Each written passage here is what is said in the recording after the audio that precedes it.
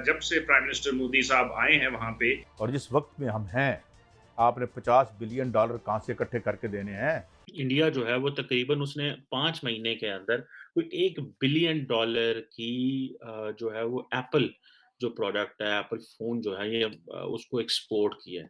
क्यों भारत जो है वो हर तरफ हमें ये दिखाई देता है कि सारी तदबीरों पर पानी फेर देता है। आईएमएफ ने ना सिर्फ हमारी इंडस्ट्री तबाह कर दी, बल्कि ज़राअत का भी बेड़ा गर्क कर दिया। आज 100 के करीब हमारी इंडस्ट्री बंद हुई है, जो तौलिए और बेड शीट्स बनाती है, बिजली की कीमतों की वजह से।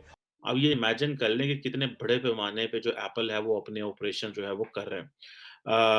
और इंडिया ने जो फ़ोन भेजे हैं वो यूरोप गए हैं, मिडल ईस्ट गए हैं और ये कहा जा रहा है कि 12 महीने में 6-5 महीने में तो $1 बिलियन है और 12 महीनों में ये $2.5 बिलियन तक जाएगा। और जिसको आप ये कह समझ लें कि मार्च जो 2023 है ये उसकी बात कर रहे हैं। अब ज़ाहिर बात है कि ये जो आईफ़ोन 13 जो इंडिया में बनना शुरू हुआ और अभी जो 14 भी वो आ रहा है उसमें भी बात चल रही है कि उन्होंने कहा है कि हम उसको लेके आ रहे हैं वहाँ पे और अब ये कहा जा रहा है कि ये क्योंकि भारत के अंदर जो आईफ़ोन की जो मैन्युफैक्चरिंग है इसका आगाज़ तो 2017 में हो गया था। अब देखें कि 2017 में कहाँ पे बात चली और फिर ये अभी तक यहाँ पहुँची है, तो it takes a lot of time. अब ब्लूमबर्ग जो है वो ज़ाहिर बात है जिस चीज़ का इशारा दे रहा है वो कह रहा है कि ये अगर ये ट्रेंड जारी रहा तो आइंदा आने वाले दिनों में जो बड़ी टेक कंपनीज़ हैं वो सारी की सारी इंडिया जो है वो शिफ्ट होंगी।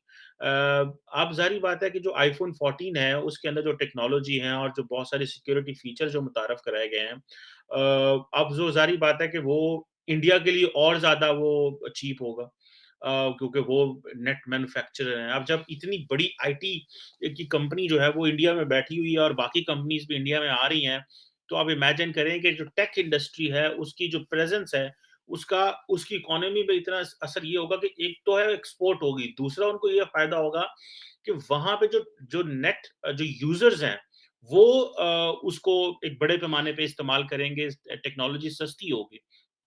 तो ये आप इमेजिन कर सकते हैं कि अगर ये यूरोप और मिडल ईस्ट में ये सारी प्रोडक्ट्स जा रही हैं और तो आप अंदाज़ा कर लें कि ये 2023 में वो कह रहे हैं कि तकरीबन ढाई अरब डॉलर की ये एक्सपोर्ट जो है वो यहाँ से होगी। तो नरेंद्र मोदी ने जो मिशन बनाया है वो हम तो उसको समझ रहे हैं पॉलिटिकल लेंस में।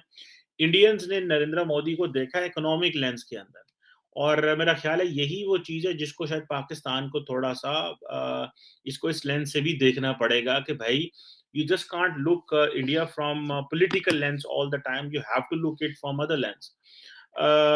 अब ये कहा जा रहा है कि जो एप्पल है वो ये बात कर रहा है कि उसकी जो प्रोडक्शन का जो 10% है उसका 10 उसकी टोटल प्रोडक्शन का 10% चीन से बाहर मुंतकिल करने में तकरीबन 8 साल लगेंगे। और आपको पता है कि तकरीबन 98% जो आईफ़ोन है वो चाइना में बन रहा था। तो आप इमेजिन करें कि वो कितना स्लो प्रोसेस है और कितना ये लेंथी प्रोसेस है कि 10% जो है और भले वो चीन इंडिया को बहुत ज़्यादा फ़ेवर देना चाह रहे हैं, लेकिन वो चीन से भी नहीं निकलना चाह रहे। This is the signal which the Chinese the Americans are giving. ये ज़रूर ठीक है कि क्योंकि आप देख लें कि at the same time India अगर वो सारी चीज़ें इंडिया के अंदर टेक इंडस्ट्री आ रही है, लेकिन इंडिया बहुत सारे अमेरिकन्स ये फ़ील कर रहे हैं और वेस्ट ये फ़ील कर रहा है कि इंडिया का जो कॉन्फिडेंस है वो बहुत हाई हो रहा है और India as a mid size power in south Asia जिसको वो चाइना के लिए तैयार कर रहे हैं। गो के वो तो चाइना के लिए अपने मफ़ाद के लिए लड़ेगा, वो अमेरिका के लिए किसी और के लिए तो नहीं लड़ेगा। लेकिन there is also a group in the west which believes कि अगर हमने इतना ज़्यादा ट्रस्ट चाइना पे इंडिया पे करना शुरू कर दिया और इंडिया के आगे हम जो है कॉम्प्रोमाइज़ होते रहे, तो things will not be the good the way जो वो चाहते हैं। सो इंडिया ने जो अपनी ऑटोनॉमी अपनी अपनी फॉरेन पॉलिसी में रखी हुई है, दिस इज़ ये इनको वेस्ट को बड़ी खटकती है। और और उनको पता है कि अगर हमने ये चीज़ें ये कंटिन्यूअस रही, तो ये अब अगर आपने मैन्युफैक्चरिंग हब इंडिया को बनाना है, सो इंडिया से हमें क्या लेना है? और ये जो प्राइम मिनिस्टर मोदी ने रशिया में बैठ के पुतिन के सामने कहा था कि this is not an era of war, basically prime minister Modi जो है वो वेस्ट को ये बता रहा था कि भई आप जो चीज़ें इंडिया में लेके आएँगे, हम आपके मॉडल के साथ चलेंगे। This is what prime minister Modi is saying. अब ये अंदाज़ा कर लें आप कि लेकिन वो ऑटोनॉमी भी रखना चाहते हैं। वो ऑटोनॉमी भी रखना चाहते हैं और वो चीज़ें जो हैं वो भी चलाना चाहते हैं। सो ये एक बड़ी इंटरेस्टिंग डेवलपमेंट है कि और अगर आपको याद हो पहले तो एक जो ताइवान का जो फॉक्सकॉन जो टेक्नोलॉजी ग्रुप है वो इंडिया में बैठ के चीज़ें डेवलप कर रहा था। लेकिन अब आके आपको पता चल रहा है कि अगर वो अब वो सारा कुछ इंडिया को जो है वो देने की कोशिश कर रहे हैं। और इंडिया क्योंकि जो उसने मैं देख रहा था रिसेंटली जो प्राइम मिनिस्टर मोदी ने एक इनिशिएटिव लिया था कि $10 बिलियन की जो है ना चिप इंडस्ट्री में जो सेमीकंडक्टर इंडस्ट्री में लगा रहे हैं। उसको जब ज़ाहिर बात है उसका फिर ज़ाहिर बात है कि ये एक वो कॉम्पिटिटर बन रहा है खित्ते के अंदर भी, ठीक है जी।